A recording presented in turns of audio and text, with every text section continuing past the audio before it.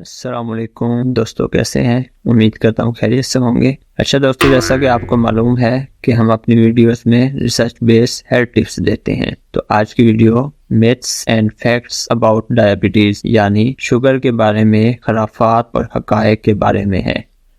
یہ تو آپ سب جانتے ہوں گے کہ شوگر کیا ہوتی ہے اور اس کی کیا وجہ بنتی ہے یا اس کا علاج کیسے ممکن ہے۔ اگر آپ نہیں جانتے تو کوئی مسئلہ نہیں، اس کے بارے میں اسی چینل پہ پہلے کچھ ویڈیوز بنائی ہوئی ہیں، وہ آپ دیکھ سکتے ہیں۔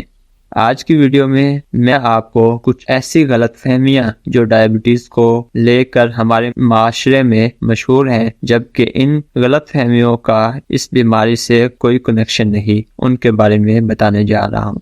آپ کی انفارمیشن کے لیے بتاتا چلوں کہ ریسرچ کے مطابق پاکستان دنیا کا پہلا ملک بن گیا ہے جس میں 30.8% یعنی ہر 4 میں سے ایک انسان کو ڈائبٹیز ہوتی ہے۔ اللہ تعالی ہم سب کو اپنے حفظ و امان میں رکھے۔ اسی طرح ایک تحقیق سے یہ ثابت ہوا ہے کہ ڈائبٹیز mellitus بہت سی بیماریوں کی بڑی وجہ بنتی ہے، جیسا کہ cardiac disease, kidney failure, blindness, depression وغیرہ۔ اب بات کرتے ہیں ان غلط فہمیوں کی جو ڈائبٹیز کے بارے میں مشہور ہیں۔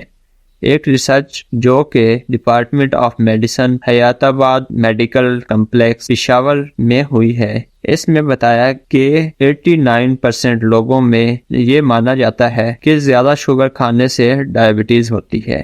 اسی طرح ایک دوسری ریسرچ جو کہ department of community medicine بکائی university Karachi میں ہوئی ہے، اس میں بھی انہی میتھس کے بارے میں بتایا گیا ہے۔ ایک تیسری ریسرچ جو کہ انڈیا میں ہوئی ہے، اس میں ریسرچر نے بتایا ہے کہ 22% لوگوں کا یہ ماننا ہے کہ شوگر یعنی ڈائبٹیز شوگر زیادہ کھانے سے ہوتی ہے، جبکہ ڈائبٹیز کا میٹھا کھانے سے ڈائریکٹ کوئی تعلق نہیں۔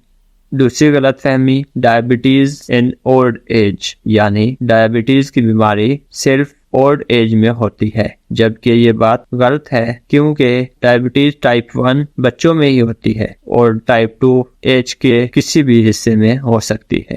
تیسری غلط فہمی ڈائبٹیز از کنٹیجیس۔ کچھ علاقوں میں یہ بھی غلط فہمی پائی جاتی ہے کہ ڈائبٹیز ایک پرسن سے دوسرے پرسن کو پھیل سکتی ہے، جبکہ تحقیق یہ بتاتی ہے کہ یہ کنٹیجیس نہیں ہے بلکہ یہ ایک میٹابولک ڈس آرڈر ہے۔ Next, lifestyle changes has no effect on diabetes, یعنی کہ کچھ لوگوں میں یہ غلط فہمی پائی جاتی ہے کہ لائف سٹائل کو چینج کرنے سے ڈائبٹیز میں فرق نہیں پڑتا، جبکہ اس کے بارے میں بہت سی تحقیق ہو چکی ہیں۔ میں نے بھی اپنی پہلی ویڈیو میں ان تحقیقات کے بارے میں بتایا ہے جو کہ لائف سٹائل کو بدلنے سے ڈائبٹیز کو کنٹرول کرتی ہیں۔ ڈائبٹیز اینڈ اوبیسٹی، یعنی یہ بھی ایک غلط فہمی مشہور ہے کہ ڈائبٹیز صرف اوبیز لوگوں میں ہوتی ہے، جبکہ یہ بات یہاں تک تو ٹھیک ہے کہ ڈائبٹیز اوبیز لوگوں میں زیادہ ہوتی ہے، جبکہ یہ ضروری نہیں کہ صرف اوبیز لوگوں میں ہی ہو۔ Can't use sweet or never eat sweet۔ آخر میں ایک امپورٹنٹ غلط فہمی کے بارے میں بتاتے چلیں کہ لوگوں کا یہ ماننا ہے کہ جب کسی کو ڈائبٹیز ہو جاتی ہے تو وہ کوئی بھی میٹھا یا کوئی بھی سویٹ چیزیں کھا نہیں سکتا، جبکہ یہ غلط ہے۔ وہ کچھ چیزیں ایک مقدار ایک حد تک کھا سکتا ہے کیونکہ ہماری باڈی کو ان کی اشد ضرورت ہوتی ہے۔ اس کے بارے میں اپنی پہلی ویڈیو میں بتا چکا ہوں کہ کون سی چیزیں ڈائبیٹک پیشنٹ کو کھانی چاہیے اور کون سی نہیں کھانی چاہیے۔ ان کا لنک آپ کو ڈسکرپشن میں مل جائے گا، آپ وہ بھی دیکھ سکتے ہیں۔ اللہ تعالی ہم سب کو اپنے حفظ و امان میں صحت مند رکھے۔